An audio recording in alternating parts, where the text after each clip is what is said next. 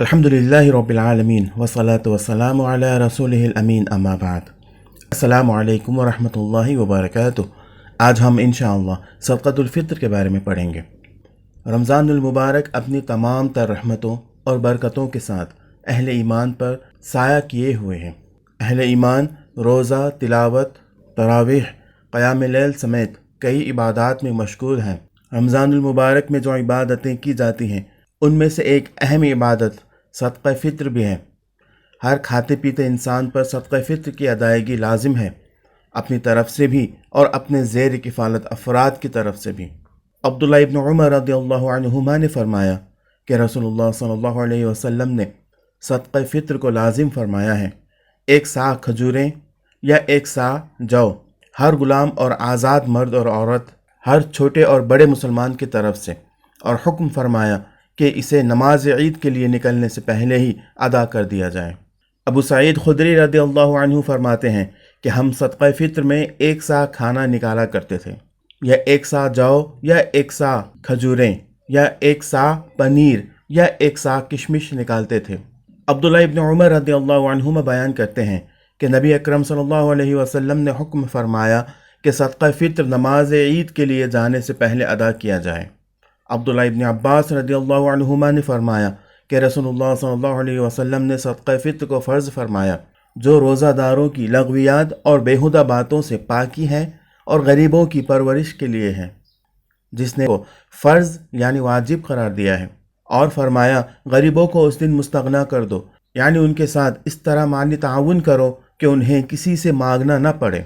सदक़ा फ़ित्र में बेशुमार दुनिया व आखिरत के फ़वाइद छिपे हुए हैं। आम तौर पर रोज़ादारों से रोज़े की हालत में जानबूझकर या अनजाने में कोई गलती सरज़द हो जाती है, जिसकी तलाफ़ी का इंतज़ाम सदक़ा फ़ित्र के ज़रिए किया गया है। इसी तरह वो फ़कीर और मिस्कीन लोग जिनके लिए नए जोड़े और कपड़े तो दरकिनार अपनी दिन भर की खुराक वगैरह का इंतज़ाम करना भी मुश्किल होता है, उनके लिए खुराक वगैरह का इंतज़ाम भी सदक़ा फ़ित्र के ज़रिए हो जाता है, ताकि वो भी किसी दर्जे में आम मुसलमानों के साथ ईद की खुशियों में शरीक हो जाएं। इन अहादीस से मालूम हुआ कि सदक़ा फ़ित्र में दो जिहात हैं। एक तो ये कि इससे गुरबा, फ़ुक़रा और मोहताजों की दाद रसी होती है और उनकी मदद करके इंसानियत की खिदमत होती है। साथ ही ईद की खुशियों में ज़रूरतमंद को शामिल करके ईद की खुशियों को दो बाला किया जाता है। जब सब लोग खुशी में शरीक होंगे तो इज्तिमाइयत का इजहार भी होगा और जश्न का समा भी कायम होगा। लेकिन अगर एक घर से मुख्तलिफ़ किस्म के लजीज़ खानों की खुशबू आ रही हो और दूसरे घर के चूल्हे में राख पड़ी हो तो जाहिर है इज्तिमाई खुशी का एहसास नहीं होगा। इसीलिए ईद के दिन ख़ास तौर पर यह सदक़ा फ़ित्र रखा गया है। साथ ही इससे ख़ुद रोज़ादार का बड़ा फ़ायदा होता है कि इसके रोज़े में जो नामुनासिब हरकतें या लग़्व आमाल हो जाते हैं, सदक़ा फ़ित्र से उनकी तलाफ़ी हो जाती है। अलबत्ता सवाल यह है कि सदक़ा फ़ित्र की मिक़दार क्या है। इस सिलसिले में अहादीस से रोशनी मिलती है कि सदक़ा फ़ित्र रसूलुल्लाह सल्लल्लाहु अलैहि वसल्लम के ज़माने में जिन चीज़ों और गल्लों का इस्तेमाल हुआ करता था उनमें से एक सा अदा करने हैं। मौजूदा औज़ान के एतबार से निस्फ़ सा 1 किलो 633 ग्राम होता है और मुकम्मल एक सा बराबर 3 किलो 266 ग्राम होता है। सदक़ा फ़ित्र में अनाज या उसकी कीमत में से जो मोहताजों के लिए सबसे ज़्यादा फ़ायदेमंद हो वही देना बेहतर है। ज़माने नबवी में सदक़ा फ़ित्र में खजूर, मुनक्का, पनीर और जौ वगैरह खाने की चीज़ें दी जाती थीं। बाज़ रिवायात में गेहूँ का तज़किरा भी मिलता है। गेहूँ के अलावा दूसरे अजनास से सदक़ा फ़ित्र की मिक़दार एक सा होने पर फ़ुक़हा का इत्तिफ़ाक़ है। अलबत्ता गेहूँ के सिलसिले में इख्तलाफ है। जमहूर फ़ुक़हा दूसरे गल्लों की मानिंद गेहूँ में भी एक सा सदक़ा फ़ित्र के कायल हैं, लेकिन गेहूँ की मिक़दार के सिलसिले में इमाम आज़म अबू हनीफ़ा रहमतुल्लाह अलैह का जमहूर फ़ुक़हा से इख्तलाफ है। आपके नज़दीक गेहूँ से सदक़ा फ़ित्र की मिक़दार आधा सा है। हनफिया के नज़दीक फ़तवा गेहूँ में आधा सा के कौल पर है और इसके मुस्तकिल दलाइल हैं। इस सिलसिले में इब्न अब्बास रज़ियल्लाहु तआला अन्हु की ये रिवायत काबिल ज़िक्र है। वो फरमाते हैं कि रसूलुल्लाह सल्लल्लाहु अलैहि वसल्लम ने सदक़ा फ़ित्र में एक सा खजूर या एक सा जौ या आधा सा गेहूँ का मुतय्यन फरमाया। پھر ایک مرتبہ حضرت علی تشریف لائے اور انہوں نے فرمایا کہ اللہ تعالیٰ نے اب وسعت دی ہے، کیا ہی بہتر ہو کہ تم ہر چیز سے ایک سا نکالو۔ اسی طرح ایک روایت حضرت ابو ہریرہ رضی اللہ تعالیٰ عنہ کی ہے جس میں ایک سا گیہوں کا تذکرہ ہے۔ گیہوں کا رواج رسول اللہ صلی اللہ علیہ وسلم کے زمانے میں نہیں تھا یا کم تھا۔ خلفائے راشدین کے زمانے میں حجاز مقدس اور جزیرہ عرب میں اس کا استعمال عام ہوا، اور پھر دیگر اشیاء کے ساتھ اس کی مقدار کا تعین بھی ہوا۔ اس سلسلے میں کتب حدیث میں حضرت امیر معاویہ رضی اللہ عنہ کے تعلق سے یہ روایت موجود ہے، جسے امام بخاری، مسلم، ابو داؤد، ترمذی، نسائی، ابن ماجہ نے حضرت ابو سعید خدری رضی اللہ عنہ سے روایت کی ہے۔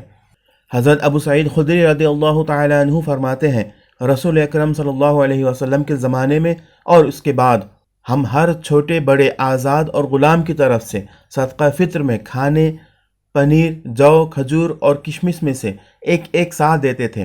پھر جب ہمارے پاس معاویہ ابن ابی سفیان رضی اللہ عنہما حج یا عمرہ کرنے کی غرض سے آئے اور آپ نے منبر پر دوران خطبہ فرمایا کہ میری رائے میں 2 مد شامی گندم ایک سا کھجور کے برابر ہیں، تو لوگوں نے آپ کی رائے پر عمل کرنا شروع کر دیا، لیکن میں پوری زندگی ایک سا گندم ہی فطرہ نکالتا رہوں گا جیسے پہلے نکالتا تھا۔ ایک سوال یہ ہے کہ رسول اللہ صلی اللہ علیہ وسلم کے زمانے میں کھانے میں عمومی طور پر کن چیزوں کا استعمال ہوتا تھا؟ اس سلسلے میں امام بخاری رحمۃ اللہ علیہ نے اپنی صحیح میں حضرت ابو خدری رضی اللہ عنہ سے روایت نقل کی ہے۔ آپ فرماتے ہیں کہ ہم نبی کریم صلی اللہ علیہ وسلم کے دور مبارک میں عید الفطر کے دن کھانے سے ایک سا صدقہ فطر نکالتے تھے۔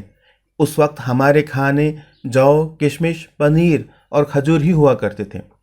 مشہور محدث امام محمد ابن خزیمہ علیہ الرحمہ نے بطریق فضیل بن غزوان حضرت عبداللہ ابن عمر رضی اللہ عنہما سے روایت کی ہے کہ رسول اکرم صلی اللہ علیہ وسلم کے زمانہ اقدس میں صدقہ فطر کھجور، منقع اور جو ہی دیا جاتا تھا۔ گیہوں اس وقت عام رواج میں نہ تھا۔ ابو سعید خدری کی روایت میں واضح طور پر اس کا ذکر ہے کہ گیہوں سے صدقہ فطر کی مقدار آدھا سا حضرت امیر معاویہ رضی اللہ عنہ نے متعین کی تھی۔ حافظ ابن حجر نے اس حدیث کی شرح میں ایسے اقوال بھی نقل کیے ہیں جن سے اندازہ ہوتا ہے کہ پہلے بھی صحابہ کرام اسی طرح کا فیصلہ کر چکے تھے۔ چنانچہ حضرت عمر کے زمانے میں جب شام کے علاقے سے حجاز کے علاقے میں گیہوں آنے لگا تو انہوں نے بھی یہی فیصلہ کیا تھا کہ گیہوں کا 1 مد دوسرے اجناس کے 2 مد کے برابر ہے، اور یہی فیصلہ حضرت عثمان نے بھی اپنے عہد خلافت میں کیا تھا۔ حافظ ابن حجر نے کئی دوسرے صحابہ کی رائے بھی اسی کی موافقت میں نقل کی ہے۔ ان تمام روایات سے یہ ثابت ہوتا ہے کہ صدقۃ الفطر میں مقدار کے تعین کے لیے اصل جنس نہیں ہے بلکہ مالیت ہے، یعنی رسول اکرم صلی اللہ علیہ وسلم کے دور میں 1 سا کھجور، 1 سا جو یا 1 سا کشمش وغیرہ جن چیزوں کا ذکر حدیث شریف میں ہے ان کی مالیت برابر تھی۔ حسن کہتے ہیں کہ ابن عباس رضی اللہ عنہما نے رمضان کے اخیر میں بصرہ کے منبر پر خطبہ دیا اور کہا، اے روزے دار، اپنے روزے کا صدقہ نکالو۔ لوگ نہیں سمجھ سکے تو انہوں نے کہا، اہل مدینہ میں سے کون کون لوگ یہاں موجود ہیں؟ اٹھو اور اپنے بھائیوں کو سمجھاؤ، اس لیے کہ وہ نہیں جانتے۔ رسول اللہ صلی اللہ علیہ وسلم نے یہ صدقہ فرض کیا ہے، کھجور یا جو سے 1 سا اور گیہوں سے آدھا سا، ہر آزاد اور غلام مرد عورت چھوٹے اور بڑے پر۔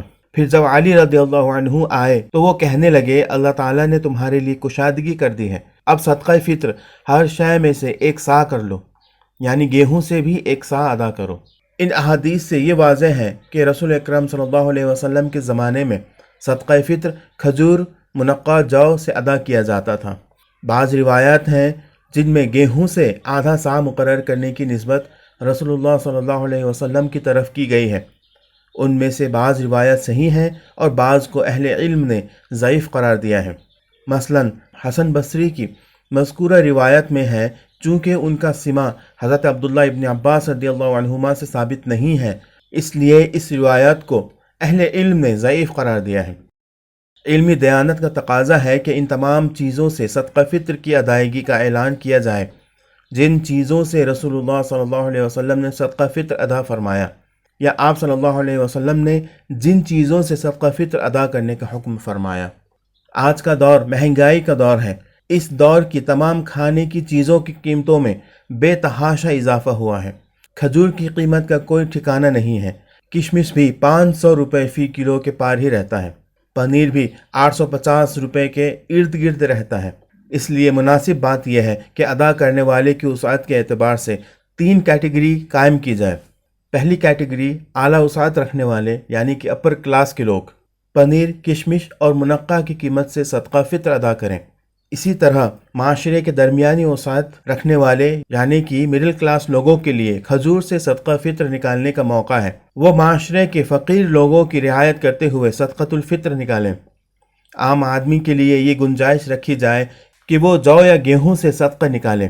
اس میں بھی گیہوں اور جو میں سے جو کے 1 سا کی قیمت کو احتیاطاً ترجیح دی جائے۔ جواز کی حد تک آدھا سا گیہوں یا اس کی قیمت کا بھی تذکرہ کیا جائے تاکہ عمل رسول صلی اللہ علیہ وسلم کی اصل شکل میں فی الجملہ اتباع بھی ہو جائے اور عام افراد کے لیے آسانی بھی رہے۔ آج کے لیے اتنا ہی۔ اللہ تعالی ہمیں ان معاملات میں سمجھ بوجھ عطا کرے اور اللہ کے رسول علیہ السلام کی سنت کو ہمیں زندہ کرنے کی توفیق عطا فرمائے۔ آمین۔ وآخر دعوانا ان الحمد للہ رب العالمین۔ السلام علیکم ورحمۃ اللہ وبرکاتہ۔